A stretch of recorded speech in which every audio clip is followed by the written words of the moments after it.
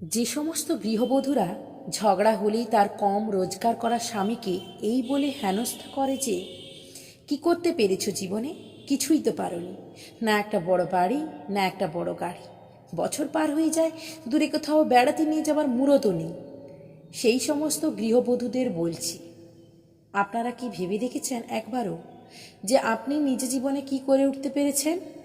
কটা টাকা উপায় করে আপনি ঘরে আনতে পেরেছেন?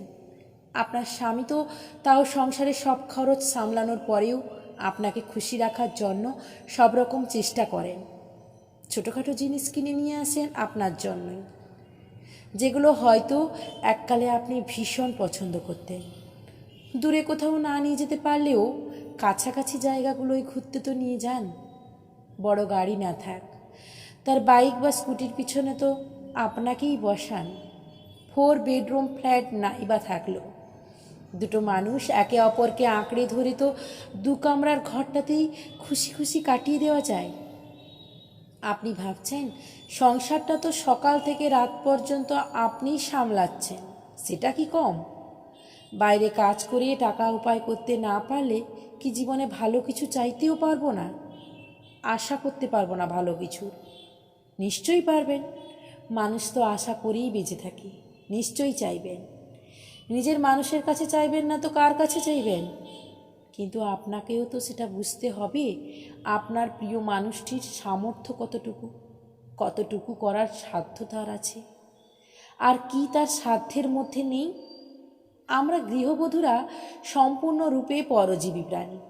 হ্যাঁ, এটাই কঠিন সত্যি, আমরা নিজেরা নিজেদের স্বাবলম্বী করতে পারিনি। তারপরেও হম্বিতম্বি করি একটা মানুষের উপর যে আমরা আপনার সম্পূর্ণ দায়িত্ব নিয়েছি, যে মানুষটি ভালোবেসে আমাদের সব শখ পূরণ করার চেষ্টা করে চলেছে। তাই এই সব গৃহবধূদের যখন 1 পয়সা রোজগার করার মুরদ নেই, তখন নিজের মানুষটারও মুরদ নিয়ে খোঁটা শোনাবার অধিকারও থাকার কথা নয়।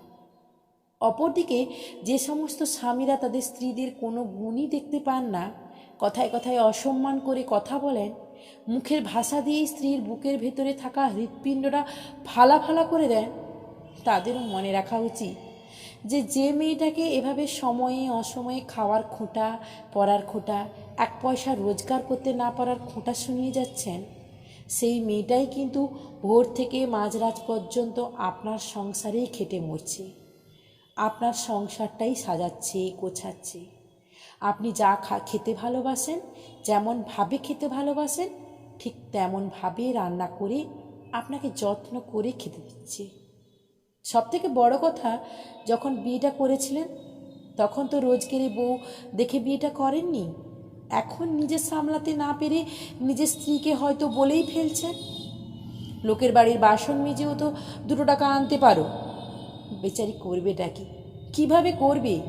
স্ত্রীকে ভালোবাসুন, অপমান করবেন না।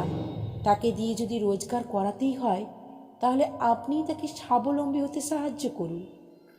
প্রাথমিক কাজটুকু আপনাকেই করে দিতে হবে, তারপর দেখুন আপনার স্ত্রী রোজগার করতে পারে কি না।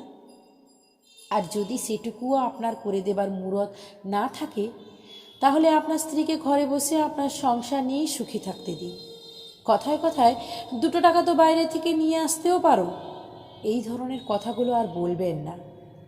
মোট কথা, একে অপরকে সম্মান করুন, ভালোবাসুন, একে অপরের ভরসা হয়ে পাশে থাকুন। স্বামী স্ত্রীর সম্পর্কে যত বন্ধুত্ব ততই শত্রুতা। যারা নিজেদের মধ্যে বন্ধুত্ব খুঁজে পায়, সম্মান খুঁজে পায়, তাদের মধ্যে ভালোবাসা ডালাপালা গজিয়ে তত্তর করে বেড়ে চলে। আর স্বামী স্ত্রীর সম্পর্কে সম্মান না থাকলে, ভালোবাসা না থাকলে, তা ভারত পাকিস্তানের শত্রুতার থেকেও বড় আকার ধারণ করতে পারে।